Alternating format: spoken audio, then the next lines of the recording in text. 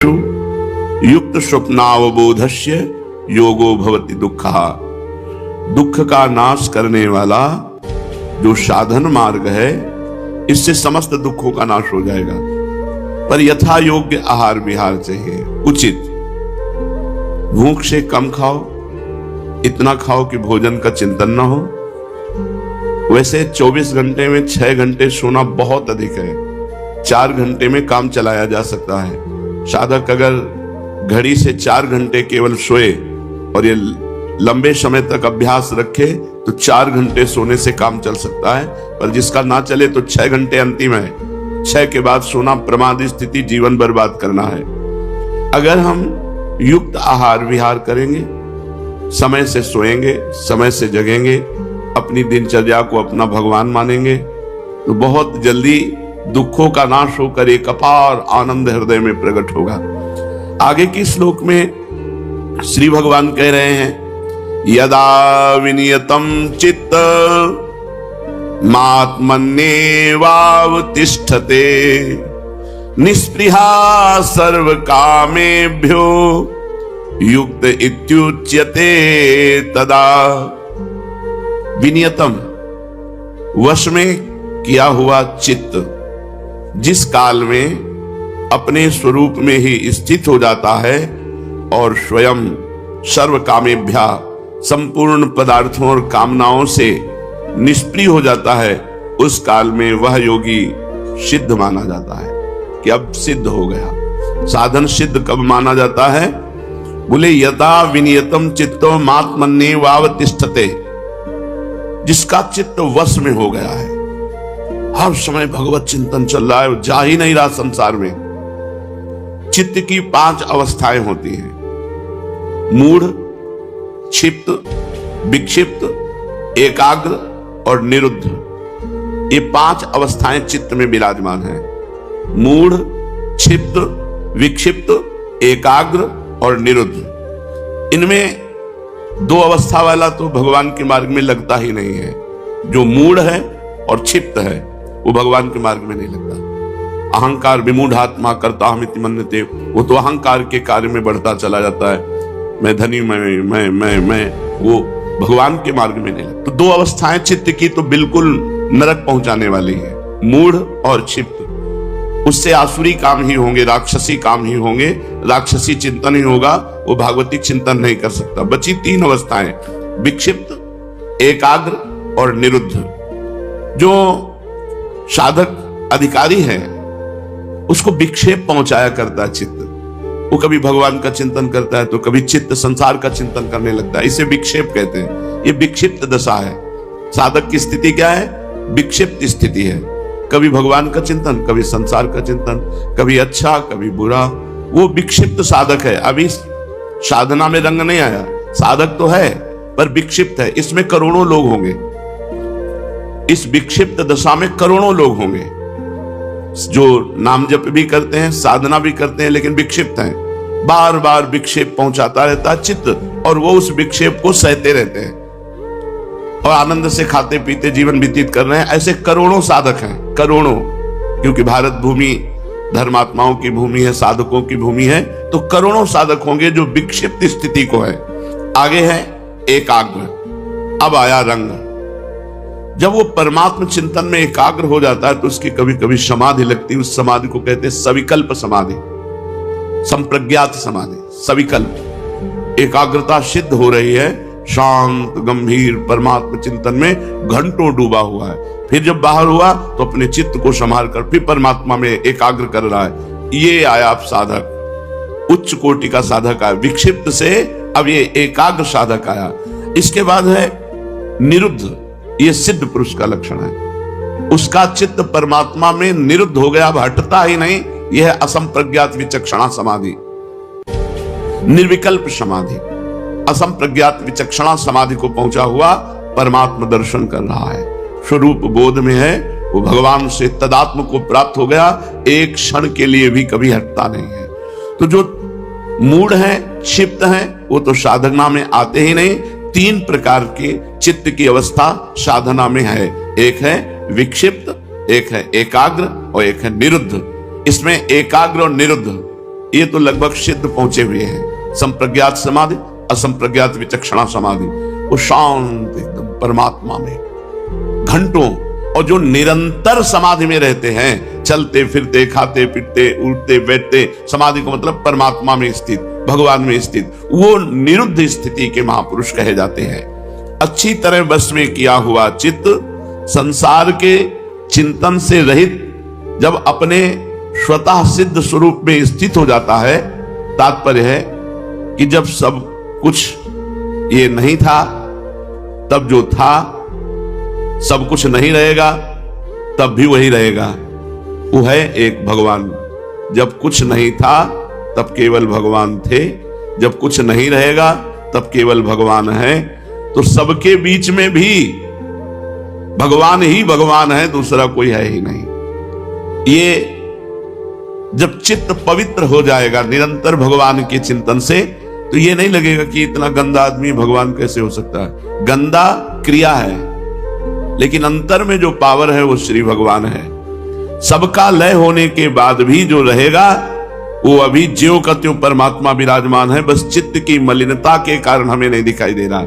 इसलिए भगवान ने कहा, बहु नाम जन्म नावंते ज्ञानवान माम प्रपद्यते वासुदेवा सर्वमिति सा महात्मा सुदुर्लभा। भगवत प्राप्ति मोक्ष प्राप्ति तभी होगी जब सर्वत्र एक ही प्रश्न है कि कोई बचे न, सब में भगवान का दर्शन हो। जड़ चेतन जग जीव जत सकल राम मैं जानी, बंदों सबके पद कमल सदा जोरि जुग पानी। सब में परमात्मा विराजमान है, ज्यों का त्यों। जैसे जब सृष्टि नहीं थी तब वही था, जब सृष्टि नहीं रहेगी तब भी वही रहेगा। तो जब सृष्टि है तो सृष्टि के रूप में केवल वही है, वही है। अपने स्वरूप में जो रस है, जो आनंद है, वो इस मन को कहीं भी और कभी भी नहीं मिला। अतः जहां चित्त संसार के चिंतन से अलग होकर भगवान के चिंतन में तन्मय हुआ, तो वो रस मिला, वो आनंद मिला कि वो तल्लीन हो गया। तल्लीन, अब प्रभु के सिवा कुछ याद नहीं रहा। ऐसी स्थिति हो जाती है कि प्रभु के सिवा कुछ याद नहीं रहा। निष्पृहा सर्व कामेभ्यो युक्त इत्युच्यते तदा। और जब प्राप्त अप्राप्त, दृष्ट अदृष्ट, अहलौकिक और पारलौकिक, श्रुत अश्रुत, सुने हुए और ना सुने हुए संपूर्ण पदार्थों से, भोगों से बिल्कुल घृणा हो जाती है। क्योंकि अंदर रस मिला, निज सुख बिन मन होई कि थीरा। जब अंदर पर भगवान का आनंद मिला, प्रभु का आनंद मिला, तो अब उसको जो प्राप्त भोग हैं उनसे, जो अप्राप्त भोग हैं उनसे, जो दिखाई दे रहे हैं, जो नहीं दिखाई दे रहे हैं, जो इस लोक के, जो परलोक के, जो सुने हुए, जो देखे हुए, सबसे उसका वैराग्य हो जाता है, स्पृहा रहित हो जाता है, कोई इच्छा नहीं रहती। जब अंदर भगवद आनंद मिलता है तो बाहर के किसी भी भोग में उसकी कोई रति नहीं होती। उसको किसी भी पदार्थ की, भोग की किंचन मात्र भी परवाह नहीं रहती। उस समय वो सिद्ध योगी हो जाता है। अब ये योग कितने दिनों में सिद्ध होगा, या कितने महीनों में, या कितने वर्षों में, इस बात का निर्णय नहीं किया जा सकता। आपकी यदि प्रयत्नशीलता, वैराग्य जोर का है तो दिनों में हो जाएगा, शिथिल है तो वर्षों लगेगा, प्रमादी हो तो जन्मों लगेगा। इसमें आपके ऊपर है कि आपके संसार की भोग प्रियता कितनी जल्दी नष्ट होती, बस यही योग है। संसार के किसी भोग में चित्त ना जाए, रुपए पैसे में जाता है भोगों के कारण, क्योंकि रुपए पैसे से भोग प्राप्त होते हैं और भोगों से शरीर को सुख मिलता है। और जिसका शरीर से ही अपनापन खत्म हो गया है, चित्त निरंतर परमात्मा में, भगवान में तल्लीन है, वो सिद्ध योगी हो जाता है। मन में किसी वस्तु, व्यक्ति, परिस्थिति आदि का चिंतन ही ना होना, देखो योग सिद्धि का क्या स्वरूप है।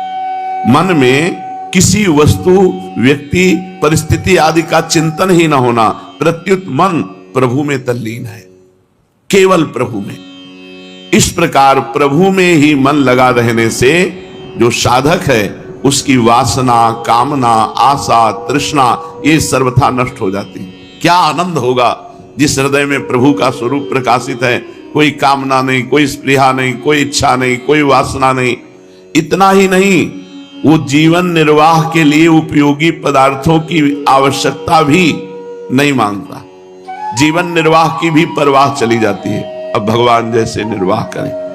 उसके मन में किसी भी वस्तु आदि की किंचन मात्र भी चाह नहीं रह जाती, तब वो सिद्ध योगी हो जाता है। कैसी स्थिति होती है उसकी? स्वरूप में स्थित हुए जो योगी है उसकी चित्त की स्थिति कैसी होती है? बोले यथा दीपो निवातस्थो निंगते सोपमा स्मृता योगिनो यत चित्तस्य युञ्जतो योगमात्मनः। जैसे एकांत स्थान में दीपक रखा हो जहां वायु का प्रवेश न हो और दीपक की लौ एक तार जल रही है। यथा दीपो निवातस्थो, योगी का अभ्यास करते हुए चित्त ऐसे प्रभु में लग जाता है जैसे एकांत स्थान में रखा हुआ दीपक जहां हवा प्रवेश न कर सके, एक लौ ऐसे उसकी भगवान में स्थिति होती है योगी की, निरंतर भगवदाकार वृत्ति। जैसे सर्वथा स्पंदन रहित वायु के स्थान में रखे हुए दीपक की लौ थोड़ी भी हिलती डुलती नहीं है, ऐसे ही जो साधक अभ्यास करता है, जिसका मन प्रभु में इतना लगा है, चित्त वश में है, दीपक की लौ की तरह साधक की उपमा दी गई है चित्त की, तदाकार वृत्ति। तात्पर्य कि उस साधक के चित्त स्वरूप में ऐसा लगा रहता है, प्रभु में ऐसा लगा रहता है कि उसे प्रभु के सिवाय दूसरा कुछ चिंतन भी नहीं होता। कोई भी स्थान वायु से सर्वथा रहित नहीं होता, वायु सर्वत्र रहती है, पर कहीं वायु स्पंदन रूप में रहती है और कहीं निस्पंदन रूप में रहती है। तो जैसे कांच रख दिया जाए तो वायु तो अंदर है पर स्पंदन युक्त नहीं है, निस्पंदन है, वो हिला नहीं सकती दीपक की लौ को, वायु का अभाव नहीं है। इसी प्रकार माया का अभाव नहीं है, कहीं सर्वत्र माया है पर माया रहित चित्त है, वो सदैव भगवान में दीपक की लौ की भांति वो प्रकाशमान ज्ञान का प्रकाश है, कोई भी माया का आकर्षण नहीं, एकमात्र भगवान का चिंतन। जैसे स्पंदन रहित वायु के स्थान में स्थित दीपक की लौ चेष्टा रहित हिलती डुलती नहीं है, ऐसे ही साधक जो अभ्यास करके अपने चित्त को वश में करके प्रभु में स्थित किए हुए है, उस साधक की ऐसी स्थिति होती सिद्ध पुरुष की। यत्रो परमते चित्तम निरुद्धम योग सेवया यत्र चैवात्मनात्मानं पश्यन्नात्मनि तुष्यति। योग सेवया, जो साधक साधना कर रहा है तो जिस समय उसकी ये निरुद्ध अवस्था होती चित्त की, आपने निरुद्ध अवस्था को सुना, निर्विकल्प समाधि, उठते बैठते चलते फिरते खाते पीते हर समय भगवदाकार वृत्ति, इसे निरुद्ध अवस्था कहते हैं। उपरमते, वो सबसे उपराम हो जाता है, कहीं उसकी कोई रति नहीं होती। जिस अवस्था में स्वयं अपने आप से अपने आप को देखता हुआ अपने आप में ही संतुष्ट हो जाता है, उस अवस्था को सिद्ध पुरुष कहते हैं। साधक को मन को केवल प्रभु में लगाना है, यह धारणा करनी पड़ेगी। हमें एक ही कार्य है, मन को प्रभु में लगाना है। वो पाठ करके, सेवा करके, नाम जप करके, कीर्तन करके, जप करके, ध्यान करके, जैसे भी है, हमें मन को हर समय प्रभु में लगाना है, ये धारणा होती है। जिस साधक को भगवत प्राप्ति का लक्ष्य है, जिसके मन में ये बात आ गई है कि मैं भगवान का, भगवान मेरे, और जिसके एक धारणा हो गई है कि मेरा एक ही काम है, मन को प्रभु में लगाना, ऐसी धारणा होने के बाद प्रभु के सिवाय दूसरी कोई वृत्ति पैदा भी हो जाए तो एक क्षण में उसकी उपेक्षा कर देता है, क्योंकि उसकी धारणा है चित्त को, मन को प्रभु में लगाना। अगर प्रभु में लगाते समय कोई साइड में वृत्ति आ जाती, भूत का चिंतन, भविष्य का चिंतन, भोगों का चिंतन, तो उसका लक्ष्य है प्रभु में मन को लगाना, इसलिए उसकी तरफ ध्यान ही नहीं देता। बहुत खास बात है, जब हम मन को प्रभु में लगाते हैं तो हमारा मन सांसारिक भोग वासनाएं, वर्तमान की व्यवस्था की चिंता, भविष्य की चिंता, भूत की चिंता, ये सब प्रकट करता है। हमको जैसे पागल आदमी की बातें नहीं सुननी है, ऐसे मन की बातें सुननी ही नहीं। मन बोलता रहे, कोई मत।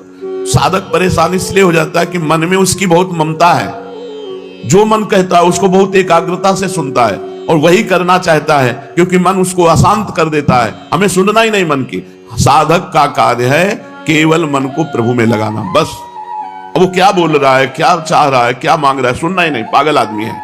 जैसे पागल आदमी की बातें नहीं सुनते, ऐसे अपने पागल मन की बात नहीं सुनते। ये कुछ भी बोलता है, कुछ भी चाहता है, कुछ भी भोगना चाहता है। तो साधक क्या करता है कि मन की उपेक्षा करके, उससे हटा करके चित्त को बार बार केवल भगवान में लगाता है। जब मन का प्रवाह केवल भगवान में ही लग जाता है, तब उसे कहते हैं ध्यान। अब ध्यान परायण है। बार बार हटाते हटाते मन अब लग गया।